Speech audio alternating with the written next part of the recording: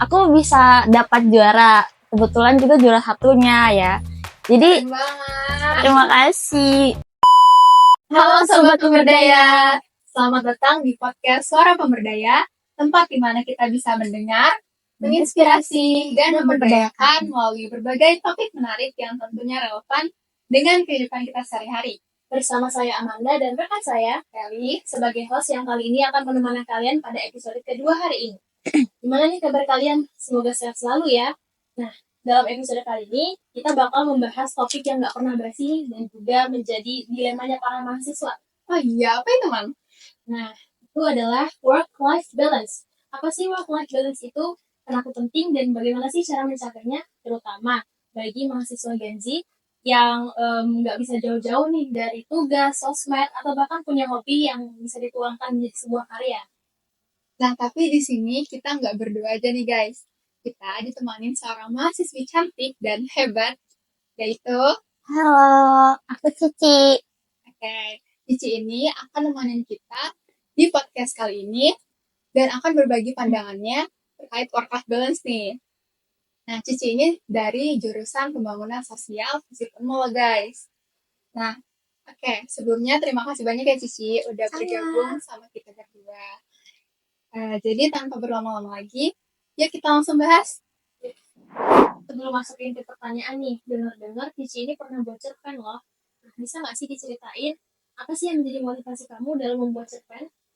Nah, jadi sebenarnya itu aku dulu pas SMA tuh suka banget sama baca novel atau enggak webtoon gitu. Dulu tuh aku suka baca di Wattpad. Ah, itu pas zaman booming-boomingnya Wattpad gitu kan. Nah, dari situ aku mikir kok kayak seneng banget ya membaca, apalagi kita nulis nulis karya kita terus kita konsumsi sendiri gitu. Iya. Nah, itu tuh salah satu motivasi aku sih buat nulis cerpen. Selama kamu proses nulis tuh, itu kan pasti ketemu banyak hambatan ya. Banget. Boleh gak sih Ci diceritain sedikit aja tentang hambatan kamu waktu proses nulis itu? Jadi sebenarnya kalau nulis itu pasti nggak jauh-jauh dari ide ya. Nah, kita tuh pasti bukan cuman butuh satu atau dua ide, tapi tuh harus banyak gitu loh, biar nggak monoton ceritanya. Yeah. Nah, jadi kadang itu aku tuh bingung sama ide, terus alurnya itu harus gimana. Nah, sama penokohan cerita atau jalan ceritanya gitu, biar bagaimana sih bisa menarik gitu, biar nggak orang bacanya tuh, asik banget ya, nggak bosen nih baca gitu. Biar bisa ngalir terus sampai Iya, akhir ya. iya betul. Terus itu gimana sih cara kamu untuk ngatasin hal-hal yang kayak gitu tuh? Sebenarnya sih aku ini personal ya. Iya. Aku tuh kadang aku biarin. Jadi ya udah aku nggak mau mikirin cerpen lagi, aku nggak mau nulis lagi. Tapi nggak lama, kayak beberapa hari gitu. Nah aku harus refreshing, kayak apa ya, me time. Nah me time, aku suka jalan-jalan. Kayak sekedar keliling-keliling aja sih naik motor gitu, atau mungkin kayak cuma duduk-duduk sambil nyari-nyari referensi kan. Nah, membaca atau mungkin kayak makan di luar. Itu salah satu cara aku mengatasin yang hambatan-hambatan tadi tuh, biar otakku nggak panas atau ngestak di situ aja. Berarti kamu intinya harus lebih refreshing keluar ya? Iya, nyari ide lah. Iya. Oke, next question nih. Ada nggak sih tips supaya tulisan-tulisan kita itu bisa ngalir dengan baik? Dari alur ceritanya, penyusunannya yang rapi, dan enak dibaca. Dan juga bahasanya itu nggak kaku. Jadi ada beberapa tips dari pembina aku. Bilangnya itu yang pertama, karena orang pasti pertama kali ngelihat itu dari judul kan. Nah, kalau judulnya kayak ngebosenin, meskipun cuman beberapa kata tuh pasti orang bilang, judulnya udah banyak nih kayak dipakai. Maksudnya yang dipakai tuh kayak intinya tuh sama gitu. Pasti mungkin orang berpikir, mungkin jalan ceritanya mirip-mirip kan. Nah, jadi judul itu dibikin semenarik mungkin gitu. Terus apa ya? Oh, alur cerita tuh penting banget. Nah, orang tuh suka membaca kalau alur ceritanya tuh asik, terus nggak bisa ditebak. Nah, itu salah satu apa biar cerita tuh menarik gitu. Itu pembina aku yang bilang kemarin. Terus sama apa ya, penokohan karakter itu juga penting guys. Jadi karakternya itu jangan yang plain-plain gitu. Karakternya harus yang konsisten dari awal sampai akhir. Itu sih. Sama apa ya? Oh, apa kata-katanya kayak kalau mau tulis caranya informal, informal aja. Kalau mau formal ya udah formal aja, jangan dicampur aduk. Itu bikin pembaca nggak nyaman pastinya. Jadi misal kayak kamu dari awal sampai akhir Iya, gitu ya. betul. Oke, paham. Nah, waktu kamu sekolah tuh kan gak mungkin ya cuman ikut kegiatan sekolah terus nulis cerpen doang. Pasti kan kamu ada ikut kegiatan-kegiatan lain yang kayak ekstrakurikuler atau organisasi. Nah, gimana sih waktu itu cara kamu ngebagi tuh antara nulis cerpen sama kegiatan-kegiatan kamu? Jadi aku dulu tuh FYI aku ngikut organisasi 3. Itu lumayan banyak ya. Nah, iya, sedangkan aku sekolah itu kan cuma 5 hari, Senin sampai Jumat doang. Nah, organisasiku itu 2 diantaranya 1 minggu pertemuan tuh 2 kali gitu. Jadi bisa dibilang 5 hari ini full. Jadi pulang sekolah langsung exco gitu. Nah, kadang aku tulis cerpen itu sukanya di malam hari kan, karena nggak tahu ya, aku dapat ide kadang tuh di malam-malam gitu. Tapi kalau siang pagi tuh nggak bisa. Nah gitu. Terus apa ya? Aku tuh juga kalau nulis itu harus yang sendiri gitu loh. Jadi nggak suka di tempat yang ada orang atau meskipun satu orang juga aku nggak bisa. Itu kayak iya distract banget. Jadi aduh bisa nggak sih pergi gitu. Nah jadi aku nggak bisa nulis di tempat ramai juga. Jadi kalau nulis aku harus izin ekskul nih meskipun udah dipanggil kayak latihan gitu kan, ayo Ci latihan gini-gini, aduh gak bisa, aku harus kejar cerpen ini gitu selesai. Jadi mau nggak mau aku harus relain pertemuan satu itu, nah buat cerpen. Bisa atur prioritasnya ya berarti. Iya Ke betul. cerpen dulu. Iya, hidup harus ada prioritas guys. Betul. Nah, kalau tadi kan bisa cerita tentang masa SMA kamu nih. Sekarang sebagai mahasiswa, apa sih kegiatan-kegiatan yang sedang kamu jalanin saat ini? Sekarang sih aku cuma ikut 2 organisasi. Nah, yang salah satunya itu ini guys, UKM KPM. Yeay. Nah, dari kegiatan-kegiatan yang kamu ikutin itu, sebenarnya berhubungan banget loh sama work-life balance. Kalau menurut kamu sendiri, work-life balance itu apa sih? Karena kita ini anak kuliahan ya, jadi Ya, kita betul. pasti punya prioritas itu kuliah kan. Nah, nggak ada yang lain selain kuliah kita dulu. Nah, terus aku itu nyeimbanginnya itu dengan di hari kuliah itu ya udah kuliah gitu. Semisal nanti ada libur pasti full seminggu tuh nggak mungkin kan. Nah biasanya tuh ada senggang itu aku buat hangout sama temen gitu, atau enggak aku me time.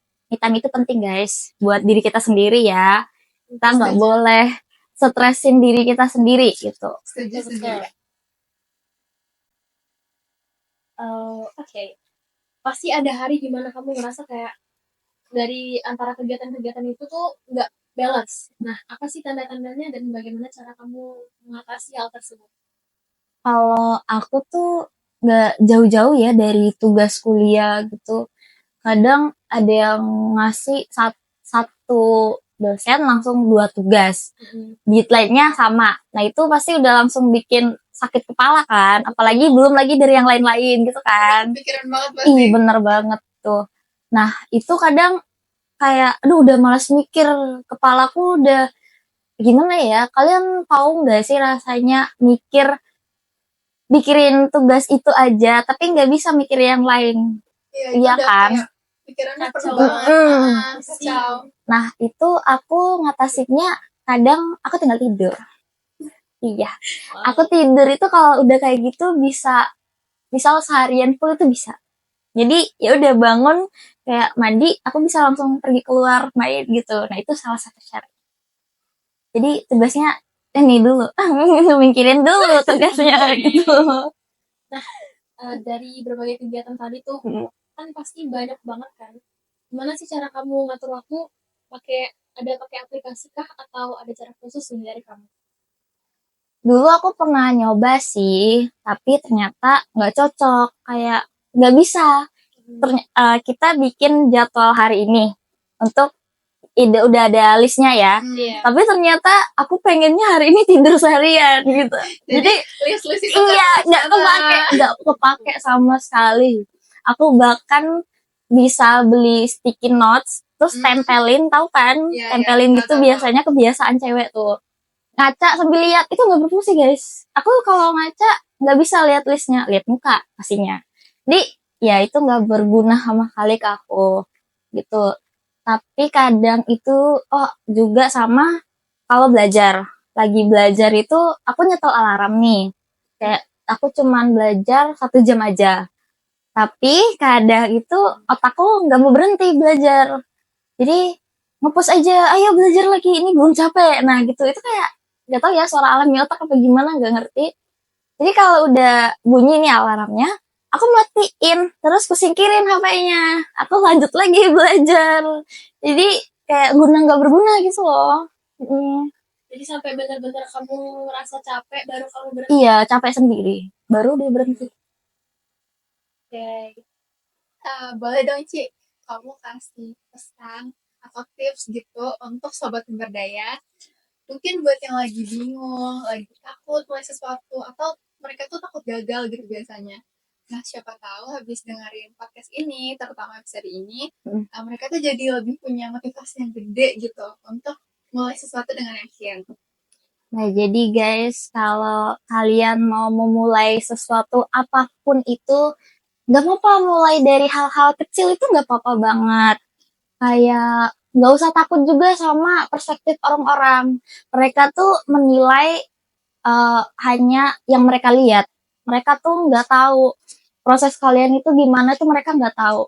Mereka lihat kamu seperti ini, udah mereka menilai kamu kayak gitu. Padahal sebenarnya enggak guys. Nah, jadi nggak usah takut ya. Mungkin itu juga bisa jadi salah satu kayak pendorong lah buat diri sendiri, buat lebih berkembang lagi, buat lebih maju lagi. Aku dulu juga gitu kok guys, nggak pede sama sekali buat nulis. Terus iseng-iseng juga pernah ikut lomba cerpen tapi di sekolah aja kayak uh, lomba apa ya bulan bahasa deh kalau aku nggak salah. Itu aku nggak ya udah sekedar nulis nggak berpikiran sama sekali mau juara atau gimana. Yang penting aku udah selesaiin tugasku gitu. Tapi ternyata ya dari pemikiranku itu aku salah. Aku bisa dapat juara. Kebetulan juga juara satunya ya. Jadi terima kasih. Aku dari situ mikir, ya udah sih orang mau bilang apa tuh terserah mereka. Yang penting aku jalanin. Ini hidupku gitu loh. Yeah. Jadi semangat guys buat kalian yang mau terus berkarya, terus berkembang itu gak apa-apa banget. Gak usah takut sama orang-orang. Tuh, dengerin Cici guys. Dengerin ya.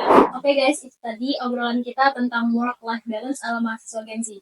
Nah, work-life balance ini penting untuk menyeimbangkan antara kegiatan satu dengan kegiatan lainnya agar bisa terlaksana semua gitu. Jadi, dengan manajemen waktu yang baik, kemudian menentukan skala prioritas nih, mana yang lebih didahulukan dan mana yang dikerjakan nanti gitu. Intinya nggak ada formula yang sempurna, tetapi dari usaha-usaha kecil kita itu kita lakukan secara konsisten, kita pasti bisa nemuin balance kita sendiri gitu. Thank you banget guys udah dengerin episode kedua kita. Jangan lupa untuk follow @suarapemberdaya di Instagram dan @ukmkpm Fisip Mall di YouTube supaya kalian gak ketinggalan episode-episode menarik lainnya. Jangan lupa juga untuk share video ini ke teman-teman kalian supaya dapetin info menarik tentang tips dari work-life balance-nya. Nah, sampai ketemu lagi di episode Suara Pemberdaya berikutnya. Suara Pemberdaya, mendengar, menginspirasi, memberdayakan. See you!